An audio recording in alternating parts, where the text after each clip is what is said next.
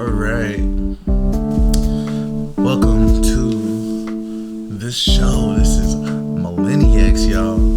This is it right here. Finally getting lacking. This is the intro beat.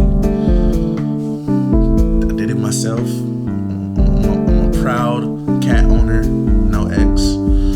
I'm not a cat owner. Okay. Alright. Alright, so welcome to MillinieX. My name is Nathaniel Jackson, and here right beside me we have our co-host. I'm Lena Jackson. And MillinieX, this is literally a show about different perspectives. So we just want to get these different perspectives into your... Forgive me. We want to get these perspectives in your minds as well. We want to see how things connect through different eyes, and so this is what we're gonna do. Mm-hmm. Can you explain to them where MillinieX came from?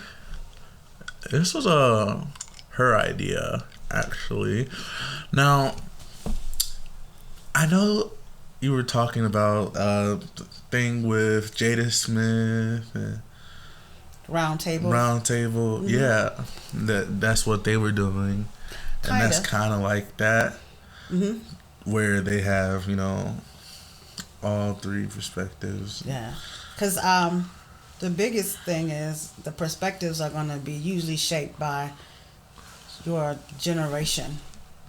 It kind of forms how you kind of come to a conclusion about something, the way you live. So I am a proud Generation Xer. I'm probably the only one that's a proud Generation Xer, because Generation X, we had a lot of at least you're not a differences. boomer. Yeah, well, that's true. So I'm a proud Generation Xer, but it does put me in a little bit of a conundrum sometimes, because the boomers right before me think differently than me, and then of course you guys are millennials, the Zoomers. Oh my goodness, and the Zoomers that are now in play, like in full play. But I found out the other day at my job, we actually have 5 generations in the working field today. So you have those before the boomers, us who are the Xers, the millennials, and now the Z's. The zebras coming through this. So it's kind of like a conversation at the table could lead you anywhere. Kind of like this one probably will. So this one, I actually wanted to talk about this. This goes with the first topic of the day. I think that we have a new generation, name for the times that we're living in right now. Of course, we know about the coronavirus. It's spreading like wildfire. Mm-hmm. Lord Jesus. But it's amazing to me what happens 9 months from now, y'all. What are they gonna be called? They're gonna be called the Coronials. That's Coronials. True. We know we're gonna have a whole different landscape. A lot of babies. Because everybody's in the house, stuck in the house. And what do you do when you're stuck in the house? And you're stuck in the house. It's like that's a dangerous situation. It's a little dangerous. That's a few kids right there. Yep. But what do you think, from your perspective, is how we got to coronavirus? How do we get to COVID-19? Now, from what I know, it was eating bats, but I can't really speak on China right now. I can't. But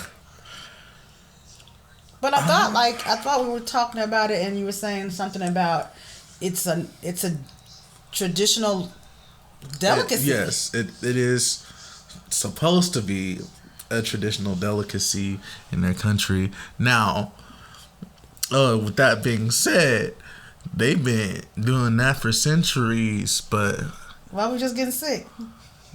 Right now, right? That's exactly, yeah. It's kind of random, and it's like, if y'all been doing this for centuries, who messed up here? Where's the and why is it here now? Why do we got it now? Yeah. Like, do you think that we are a sicker people, meaning that our immune systems are not as strong as they were before, or do you think that we are doing, or we think we have sicker animals, like the food that we eat is sicker food? I honestly think the food is getting sicker, and that's because your generation is becoming vegans. They don't want to eat meat anyway. They're like, I'm not eating that. I like meat. I'm not gonna lie to y'all. I appreciate my fried chicken and my barbecue, but I mean, besides that, it's like I have a friend. You remember Buck, right? Yeah. He has this saying, and it makes so much sense. Don't mess with my food. The food that they eat is like not food. Yeah, I mean, like, because I don't see weird. that as a food. I don't know if I would be able to get down with that. And if you told me we're gonna have bat for dinner, I don't care. And my, like, you know how you said, if you when in Rome, do as the Romans. I'm not eating that. I'm not eating that. I'm not. I don't eat sushi. Did you eat sushi?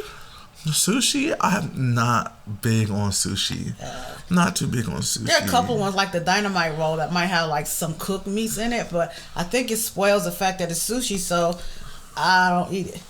Yeah, and so like it's amazing to me that COVID-19, koala bears 19 is such a thing right now, and they have all the schools closed. My work is closed. I don't see how y'all well, still, I work in healthcare, so healthcare is going to always be open. Even though they open to everybody now. It's not. Touche. I understand that, healthcare is not universal. I get that. But the fact that it is healthcare, it has to be open for those that it's open for 24/7, 365, 366 this year since it's a leap year.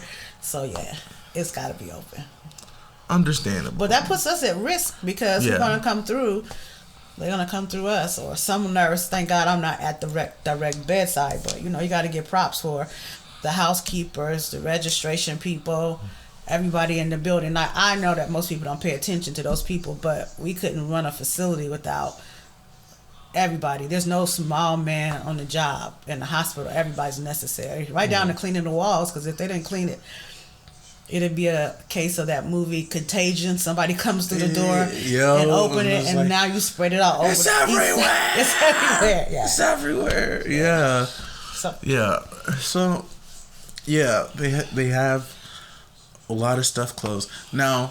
One of my biggest disappointments when it comes to the coronavirus being such a horrible thing is that it stopped sports.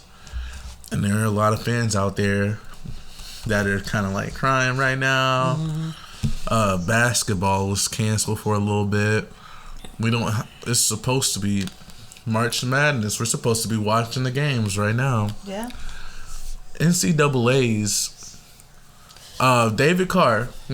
Yeah. He was supposed to be wrestling for the NCAA's. He had just won, the Big 12s and everything. I know he's hurting right now. Yeah, and I heard for him, and I agree with you. Like, if you put in that work, because that's one thing I will say about David and most wrestlers and most athletes on that level, they put in work all year round to be at the top of the podium. You remember we used to call it podium progression. Takes practice and perseverance. You know what I'm saying? It takes a lot. Take mental power. And I can appreciate that, but at the same time, safety becomes a real issue. I'm not a big fan of politicians, and I don't always like the way they do things, but the Ohio governor being the lead on how we're going to prevent the spread, as far as the country's concerned, I'm pretty impressed with the way he's no holds barred and because He didn't say just basketball or just wrestling. They shut down Everything. soccer, and that's like big. The shoe up. Yeah, that I know people across the world are hurting over the soccer. It's 2020. But you know what? Let me ask you a question from your perspective. Do you think it's because he is legitimately being proactive and being safe from spread of virus, or do you think it's because of the financial impact that's going to have on a lot of institutions, colleges, just to say everybody's just right there, hit. your recruiting year is going to be financially unpaid for. Lord, I'm done with school. Oh my God! I mean, and I know what you're saying, but it's like that exponential crisis is going to hit like a brick. It's coming. It's gonna hit like crazy, and the ripple effect is gonna be bad. The young people are gonna know. I'm still kind of shocked and awed at the reaction. I'm still kind of trying to catch myself, and like telling myself this is a serious thing. But it's like I feel like it's something beyond that point. And, I think now that I see that people are starting to find out around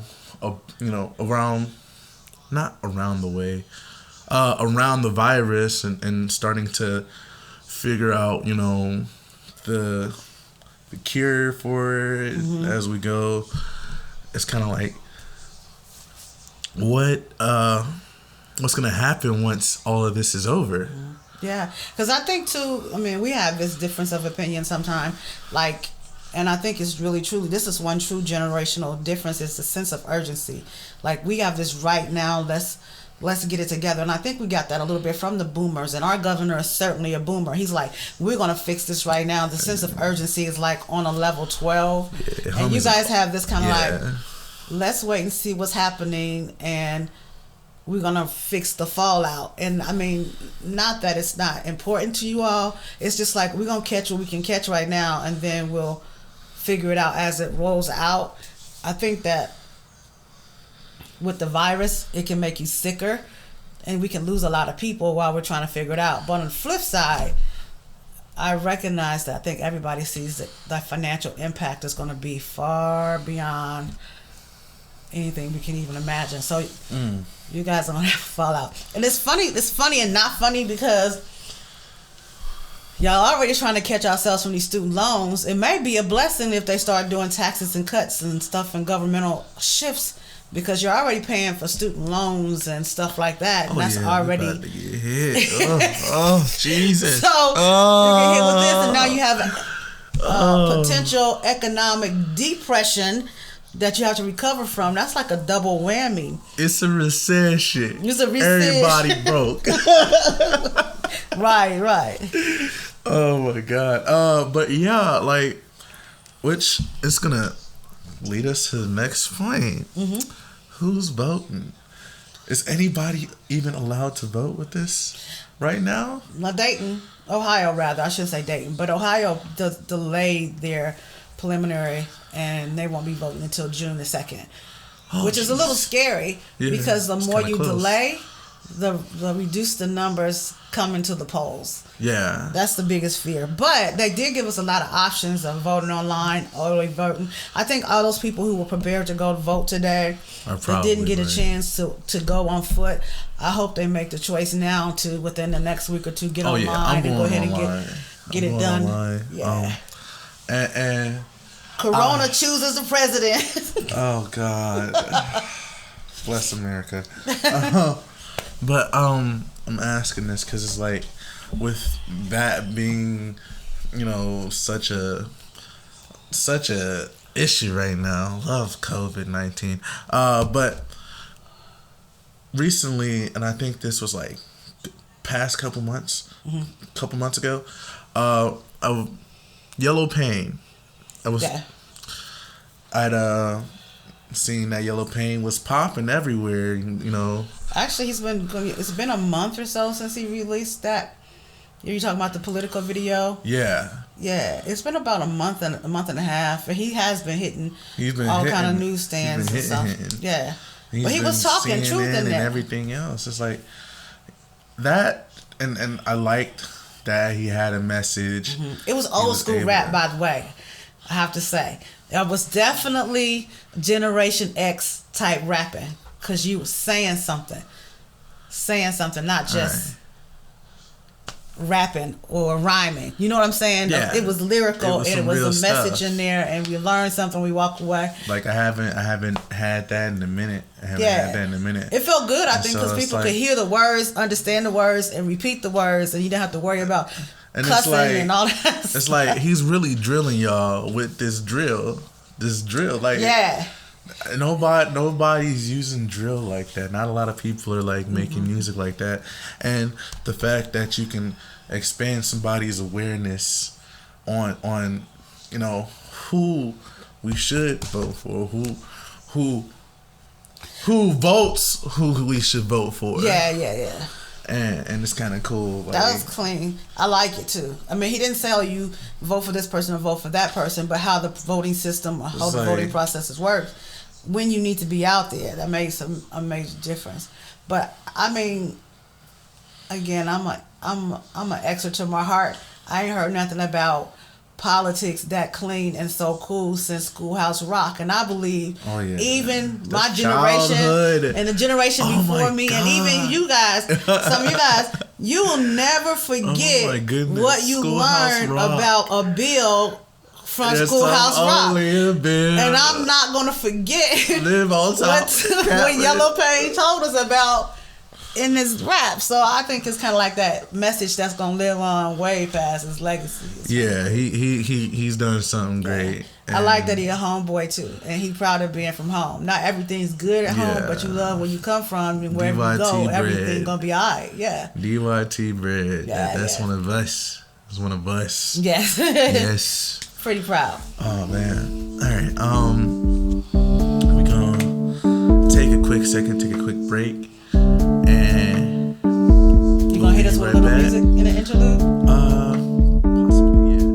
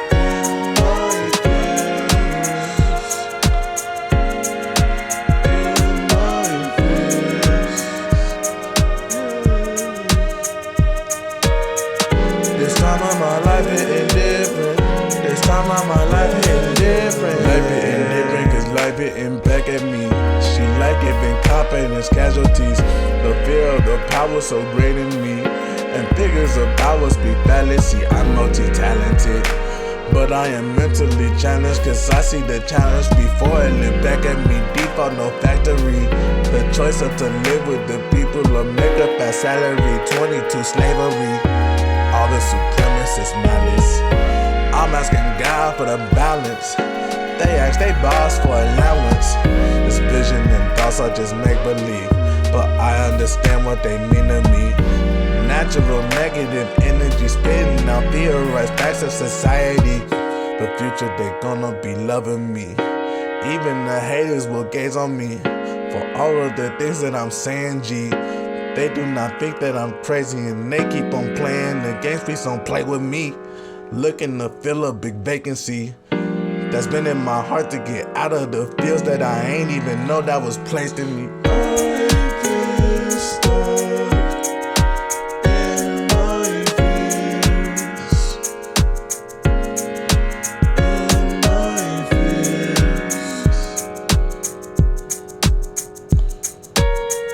This time of my life hitting different. This time of my life hitting different.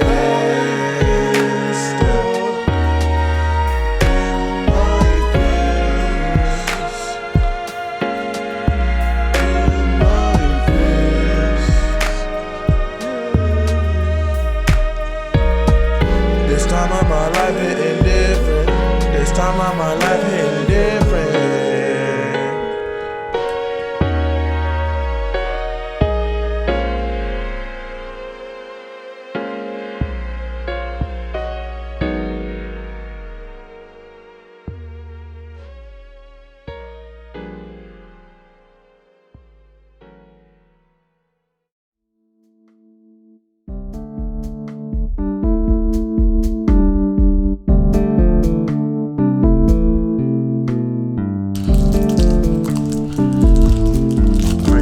Alright, welcome back to this. Welcome back to this.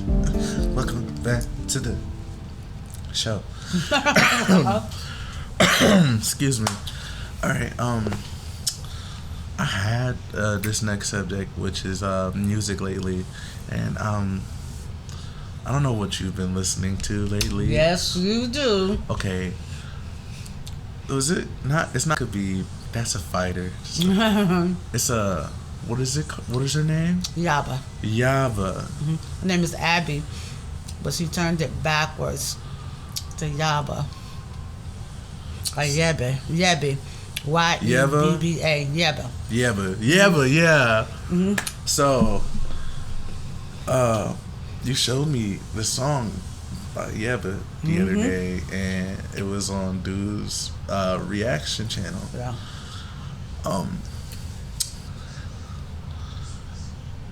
She has so much range. It's She's scary. fire. It's scary. It's But the first time I saw her, I saw in the reaction, but when I went to look at her, she's very, very, very much a Gen X song lover. I don't know if she's a Gen Xer or a millennial. No, she is so child. She is so child. But when she sings, like, one of the songs that I seen her do was SWV, I Get So Weak in the Knees, like old school. That was when I look at that, when I hear that song, I lean back in my car a little bit and I rock. And I sing off key like a concert in the car with nobody there. I know everybody's part. You know, the first time I heard her sing that, I was like, this right here, I can listen to all day. Outside of gospel music, that's what I'm listening to right now. That's what I'm listening to. What you listening to right now? For me, the eclectic music junkie. Oh, jeez. So, I've been all over the place. Lil Uzi Vert, he just dropped not only his album, but his deluxe the week after that. And the project is amazing. Okay. Yeah, Lil Uzi Vert versus The World 2. That's I'm not gonna lie, favorite song off of the deluxe was Yes Sirski. And that's only because 21 Savage killed that part. It was amazing to me. So let me ask you a question before you go on and tell me, because I know you probably got like an arms list full of people that you're listening to because you're into music so much. But I remember when we were listening to music more when I was younger, it would take an artist a year or two to put out an album. if not 5. Like I remember when we waited between one of Michael Jackson's albums forever. Like, when you gonna drop something? You know what I'm saying? And we had a lot of like one hit wonders, or maybe a couple of hit wonders, and then they would disappear, and sometimes they would come back and sometimes they won't, like The Barge or something like that. But right now it seems like artists put out music overnight. Like Beyonce got up one day and just dropped the album, and everybody in the world was like, what? I think that's a change with the times. Once again, this is why we have this show. As time has progressed, more artists are dropping more frequently, unless they are considered goated. What does that mean? If they are amongst the top echelon of artists. Okay. So, well, Beyonce, I don't know if she dropped it fast or she just dropped it I think she just unannounced. Dropped that thing. You She know? just dropped that thing and said, "Here you go," and she killed the game. Now, I will say, like, I used to trip out about how artists would be broke. Like, how do you be an artist and be broke? You even see, music documentaries from back in the day. Artists was broke, or what is it? What was that name of a girl group? Anyway, they were broke. They had all these magnificent songs out, but they were broke. And it was because when you look at the breakdown of who they owe money to, they owe for studio time, they owe for designers, they owe for this, they owe for the record label, they owe for this. Do you think that since right now there's so much freedom to just drop on a Spotify or drop on, you know what I'm saying? Is it better music or just faster music? Unfortunately, it's faster music. I see it as faster music. People get it out, but at the same time, it's not as common as it used to be. But we still have to wait on artists to drop their stuff and everything else, and so it might not be as long of a wait as it used to be, but it's still pretty common. And I think that's just with the times. Like, people get impatient. People want their favorite artists to drop their stuff. Like, Earl Sweatshirt is my favorite lyricist. Okay. And he dropped Feet of Clay last year, but those songs sound like they belong to his previous album. Some rap songs, like, they didn't make it on there, and so he just made it an individual EP. Oh, okay. He has. Is he with a label? He is, I believe. I don't know who he's with. I think he's still under Clancy.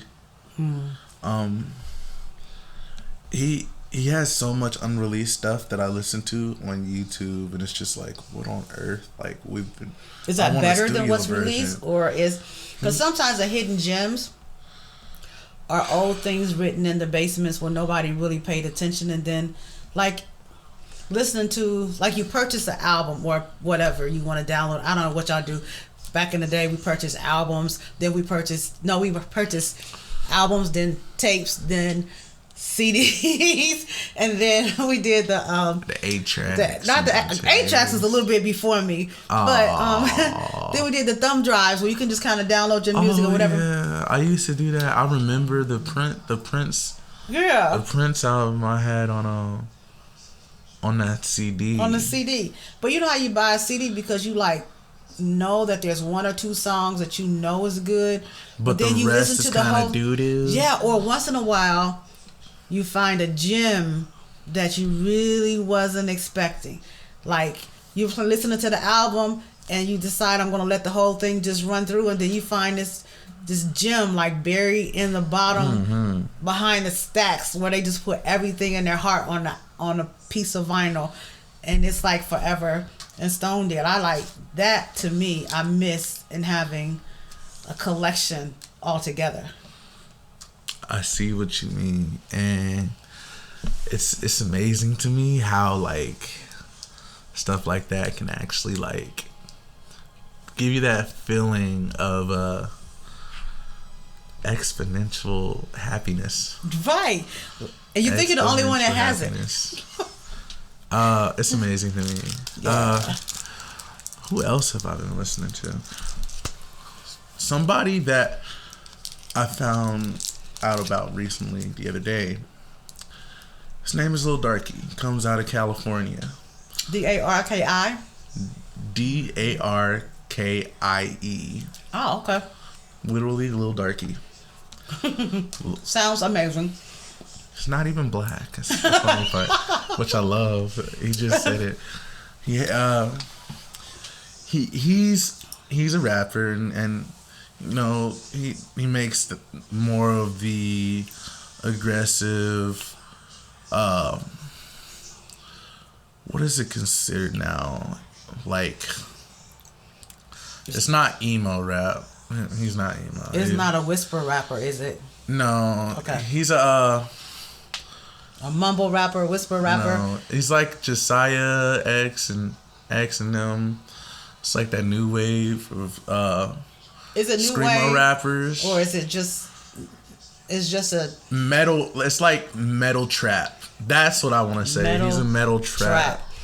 That sounds to me like they threw everything that they had at it. That's what I wanted to do, but I don't have the screaming. I like when R&B was R&B and rap was rap, and then every once in a while you'll have an R&B song with a short interlude, LL Cool J in the beginning. Mm-hmm. You know what I'm saying?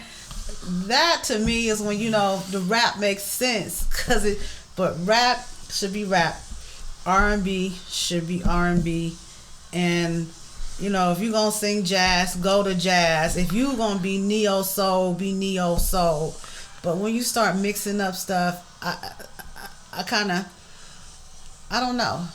I don't know. What is that artist that says? Like that stuff. He said something about the rap game changed when we started worrying more about the beats than the lyrics. And I kind of agree with him that that's real. You can bob your head to just about anything, but what's being said, or do you even understand? And I think we used to tease old people. We used to say they don't like rap because they can't hear it. They can't hear the lyrics. Well, they can't hear the bars. Might be There's bars there. Because I'm like, what the heck is he saying? And when people speed rapping like they Eminem, Slim Shady. Mm-hmm. But I remember when we were starting to first listen to speed rap. I can't even think of the artist's name. It's not Tech Nine. He was like you talk about Twista. Twista. When Twista first, but you know what? When Twista rapped, everybody could hear him, even though he was fast, and try to keep up with him. Like that was like the thing to try to keep up with it. Now you don't hear what they saying. I'm sorry. Because they all sound robotic. Possibly. Everybody got roboticized like it was a Sonic the Hedgehog movie. My bad. But anyway, I will say before I do move on, you mentioned R&B earlier. I feel as though it's disappeared off the face of the planet for some reason, and I really miss it, and I don't know why. I think it fell off the face of the earth in the States. Like when you see artists coming in from England or coming from across the pond, they're still singing some of the old R&B soul. They're still singing no way, there's no way I'm living without you. Like they're belting that like they just heard it for the first or but like they just singing it like it's fresh out the box. They don't release it. We kind of released it and let all these other genres come into place, but hopefully it won't die. It won't die. I think do you know any R&B artists that you kind of like now? Any who? I don't believe any at all, actually. I like LMA. You said who? LMA. LMA. Who's that? LMA. LMA. Yeah. I'll teach you about it later. She sings the song Naked. She has a whole album. She has a whole vibe. She's very young. Very young. I don't even know how she can sing the songs that she sings. But she sings that one song, and I like the vibe on it, and it says something about seeing her naked, but not thinking of her like from a physicality, but from the inside out. That's Love her in flaws and different. alls. Yeah. That's kind of. I have to look into that. I have to look into her. Yeah. I like to look at her, but Which I want to know about what you want to look at. Oh my god. That one left. all right. Okay. Now the next subject that I wanted to speak on, word of the day. Ooh. Now I was writing earlier. I had my notes out earlier today, and something I've never used in anything, but like just decided to use in that piece was a belligerent. Belligerent? Yes, the word of the day is belligerent. Now, I used to live there. oh man, isn't it beautiful? I used to live in a state of belligerence. Now, belligerent, the definition of belligerent is hostile and aggressive. Yes. Now, I don't know where that came from or why that came to mind, but that just happens to be the word of the day. Can you use it in a sentence? I'm just teasing. That was belligerent as hell. Thanks. I like the word belligerent. The one thing about that definition I don't really hear is that there's a possibility that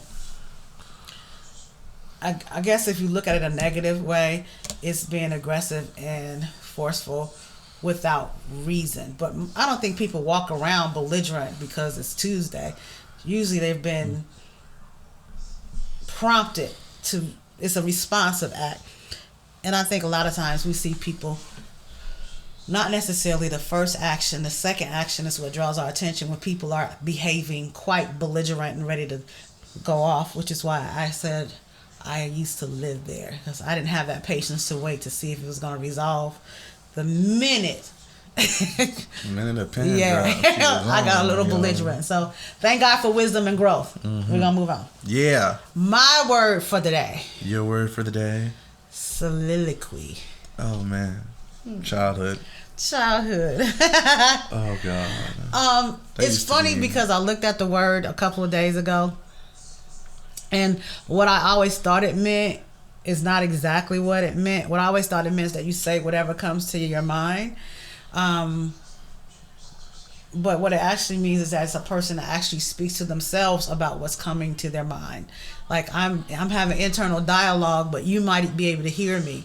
I can be sitting next to you talking to myself, and you're not paying me any attention, or I'm not paying you any attention. Like, it's that monologue that we internally. really. It's pretty much what I do on a daily basis. Yeah, it's internal dialogue that becomes external without you really knowing it. Like they're like, "Who you talking to?" You're like, "Never mind, I got it." Yeah. So it's pretty interesting though, because I think I have a little bit of soliloquist in me, and I believe that I work with a lot of soliloquists, and I think that soliloquists are usually high functioning people. I think they are really high functioning people because they've already begun the process of working on the solution before the problem is already completely laid out. Their minds don't stop. They're Einsteinish in that Einstein could understand his own self, but he couldn't explain his theories to anyone else. So he talked to himself. Very ventriloquistic. Yes. Yes. Very hand puppet. Yeah. Mm-hmm. Love it. So, but I really appreciate, this has been a really good conversation. It's always good to hear your perspective.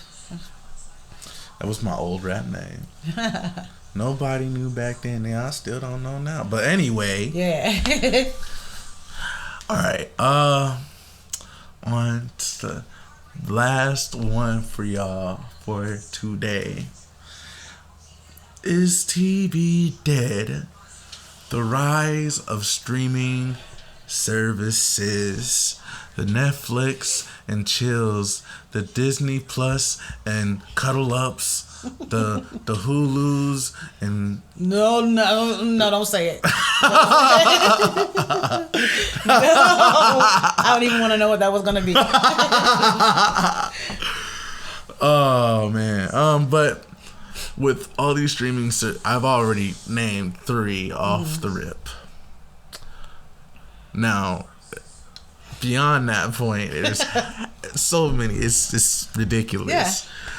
But does this mean the fall of regular TV?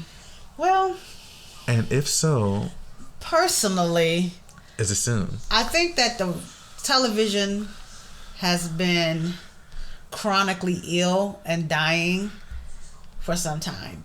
Like when they made it so you couldn't watch regular TV without having some level of cable servicing, without one of those big antennas that looked like it was going to put somebody's eye out. One of them. When they did that, they kind of slowly put television on a slow path. Then all of those things like the internet services and cable services and the dish services had this slow progressive climb. And then the millennials said, we're not paying that much for that.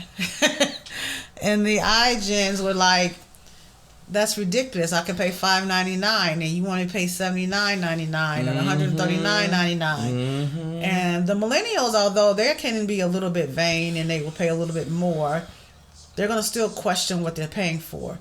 But the iGen, they're like, no.